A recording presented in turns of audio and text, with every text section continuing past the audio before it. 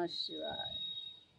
यस्यांके च विभाति भूधरसुता देवापगा मस्तके भाले बालविधुर्गले च गरलं यस्योरसव्यालराट सोऽयंभूतिविभूषणा सुरवरा सर्वाधिपा सर्वदा सर्वा सर्वगता शिवा शशिनिभा श्री शंकरः पातु मां। सावन का महीना भगवान शंकर को प्रसन्न करने का एक अचूक और सबसे प्रभावशाली महीना होता है। इस महीने को हर भगवान शंकर के भक्त को रात दिन कोशिश करके मनाने की प्रक्रियाओं में लगा रहना चाहिए। जिनके यशांके च विभाति भूधर सुता कहते हैं महारानी पार्वती को, जिनके अंक में पार्वती जी विराजमान हैं। देवापगा मस्तके और मस्तक पर गंगा, भाले बाल विधुर गले और भाल पर चंद्रमा चमक रहा है और जिनके गले में विष है। बंधुओं, सारे देवता जो हैं कुछ न कुछ हमको देते हैं और राज योग और सारे साधनों के सहित एक भगवान शंकर ही इस सृष्टि का पालन करते हैं, इसका अपने में लय करते हैं और उत्पन्न भी करते हैं। इसलिए भगवान शंकर को देवादेव महादेव कहा गया है।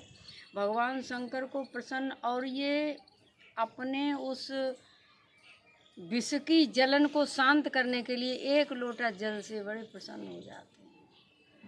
देवता और असुरों में जब समुद्र मंथन की प्रक्रिया चली तो जब उससे हलाहल विष निकला, अब इसे कौन पिए। सारे सबको पूछा गया। भगवान शंकर ने पार्वती की तरफ देखा, पार्वती ने नजरें झुका ली, क्योंकि सृष्टि को वो माँ है, देवी है, कोई माँ नहीं चाहती है मेरी अपने हाथ से बनाई हुई सृष्टि, मेरी संतान को कोई दुख हो।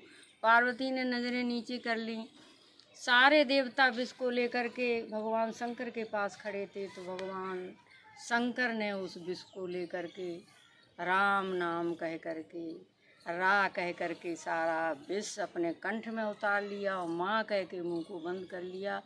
बंधुओं, उस विष की इतनी बड़ी जलन शंकर भगवान को हुई कि कितने हम उनके अच्छे रूपों को तो बहुत देखते हैं, कितने दिनों तक हमने जाकर के देखा है। नीलकंठ के जंगलों में भगवान घूमते रहे, पार्वती पीछे पीछे, तो छुप कर के ऋषिकेश से ऊपर पहाड़ी पर जाकर के भगवान शंकर बैठ गए। उस विष की ज्वाला को शांत करने के लिए ढूंढते ढूंढते माता पार्वती पहुंच गई।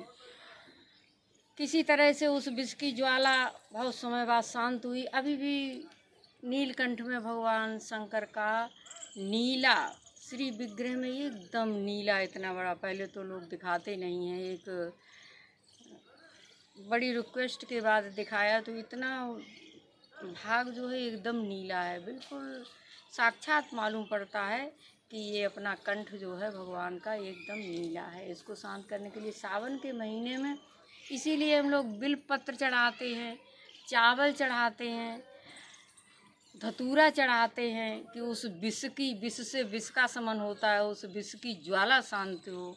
तो भगवान शंकर पर धतूरा चढ़ता है, धतूरे के फूल चढ़ते हैं। सावन के महीने में हम एक लोटा जल लेकर के नित्य प्रति बिलपत्र के साथ हल्दी लगे हुए चावल चढ़ा करके भगवान शंकर को प्रसन्न करें। नित्य प्रति जा कर के उनके मंदिर में माथा टेकें और उनकी इस ज्वाला को शांत करने के उपाय करें, तो निश्चित ही हमको भगवान शंकर की कृपा प्राप्त होगी और हमारे सारे मनोवांछित फल जो है भगवान शंकर हमको देते हैं, माता पार्वती हमको देती हैं। इसलिए सावन बंधु, सावन के महीना चूकना नहीं चाहिए। नित्य प्रति देवालय शिवालय में जाकर के भगवान शंकर पर जल बिलपत्र धतूरा चावल इत्यादि अवश्य ही अर्पित करें। और यदि अभिषेक जल के द्वारा मंत्रों के द्वारा उनका अभिषेक कर सकें तो हमारे बहुत ही उत्तम व्रतों का पालन हो जाएगा और भगवान शंकर की कृपा प्राप्त हो जाएगी।